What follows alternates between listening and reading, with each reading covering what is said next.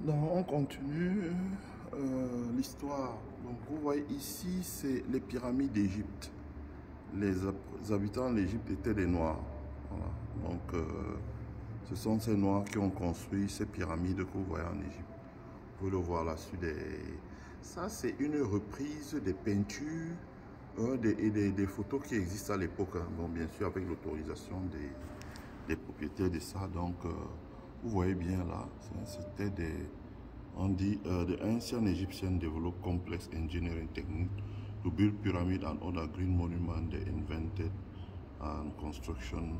Si vous voulez, vous voyez bien ici là les pyramides, hein, la construction des pyramides, ça c'était des Noirs. C'était, bon, vous avez, là c'était des Noirs. C'est des Noirs qui étaient soit des ingénieurs, vous pouvez regarder ici là. Ici je m'approche un peu, vous voyez là. Ça c'est un ingénieur, quelqu'un qui tient le truc, et ça c'est les chefs de travaux. Bon, il donnait des instructions ici aux chefs de travaux. Voilà l'ingénieur, voilà les chefs de travaux. Et donc voilà les ouvriers qui travaillaient. Et ça a donné la construction des pyramides là. Voici une pyramide achevée ici. Vous pouvez voir une pyramide achevée là. Et voici une pyramide là. C'est important.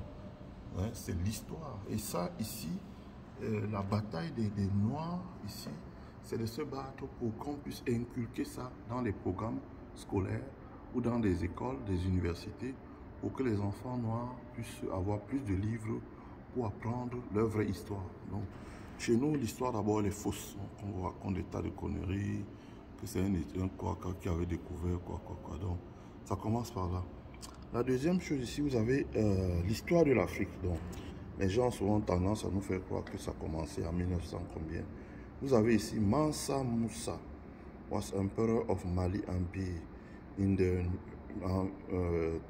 year 13 and one of the richest people in history. Under his leadership, Mali expanded and became one of the largest gold producers in the world. Donc, quand aujourd'hui, la bataille de l'or est lancée au Mali, entre les Russes et les Français, les gens ont l'impression que c'est seulement aujourd'hui que les Maliens ont commencé le commerce de l'or, ou sont connus comme étant un grand réservoir de l'or. Non, c'est depuis 1300 que le Mali fait le commerce de l'or avec la couronne britannique, etc. Et ça, ce sont des cartes issues de la couronne britannique. Voilà le fameux Mansa Musa. Donc, je présume qu'en 1300, il n'y avait pas son appareil photo, mais quelqu'un l'avait dessiné sur déjà à l'époque, il y avait la soie, on l'avait dessiné. Et donc, c'est ça. Hein. Donc, located in the Sahara Desert, Timbuktu became center of culture, knowledge, wealth and political power. Voici ça. Timbuktu, au Mali, hein, dans les années 1300, était le centre de la culture, le savoir, la richesse, la politique, le pouvoir politique. Hein, donc vous avez le manuscrit, des manuscrits d'art, de médecine, qu'on retrouve là. Hein. Ce sont des pièces qui existent. Mais ici, ils ont fait une copie, parce que s'ils laissent l'original là, ce sera volé. Donc il y a une copie. Et ce sont des pièces qui existent ici aux États-Unis. Vous allez à l'université de Northwestern, donc vous allez le trouver. Voilà. Voici, voilà, Université de Cape Town, voilà, ça vient de l'Université de Cape Town, ça vient de l'Université de Cape Town en Afrique du Sud. Ça, c'est des pièces qu'ils ont pris. Donc, vous pouvez retrouver là comment il y avait déjà une écriture à l'époque. Hein, vous avez déjà une écriture à l'époque. Donc, ça vous permet de comprendre hein, qu'il y avait toute une civilisation qui existait. Ça, on est en 1300, ça veut dire que 1300, au jour d'aujourd'hui, il y a 7 siècles, 8 siècles. 7-8 siècles par là, donc 800 ans. Donc vous avez Mansa Musa ici, hein, là. Donc quand les gens vont se battre au Mali pour de l'or, pour du lithium, ne pensez pas que ça date d'aujourd'hui, ça date de longtemps qu'on savait déjà.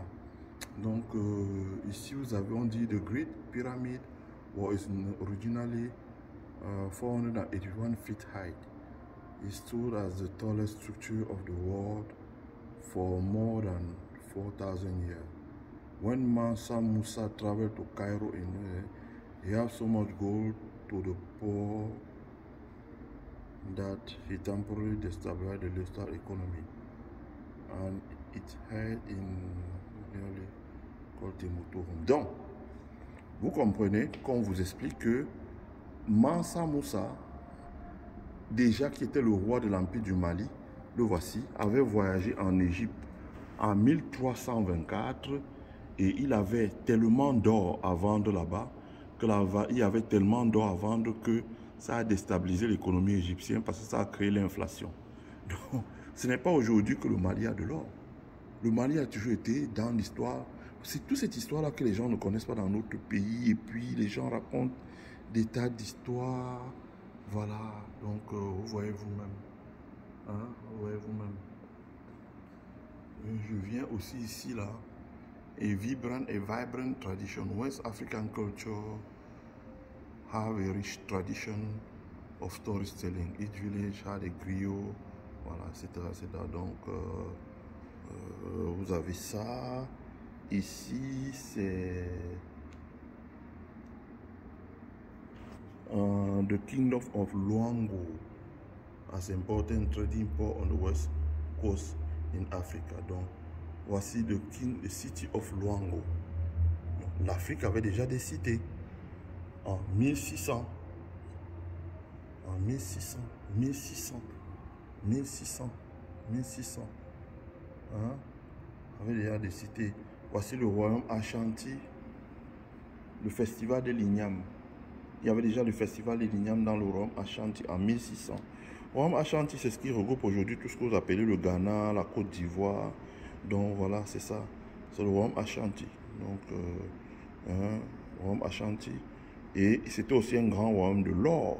Bon, tout ce que vous voyez là, ici, là, ça c'est de l'or. C'est de l'or.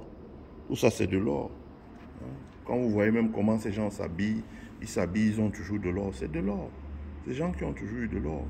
Et comme vous pouvez le voir ici, avec Mansa Moussa, il faisait déjà le commerce de l'or. Ça veut dire que le royaume du Mali vendait déjà de l'or à l'Égypte, qui en retour faisait beaucoup de choses avec le Mali. Ils avaient déjà des échanges intenses.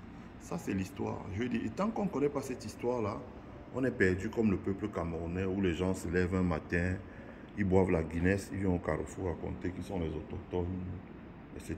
Les autochtones, ils racontent des salades. Bon, je m'arrête ici.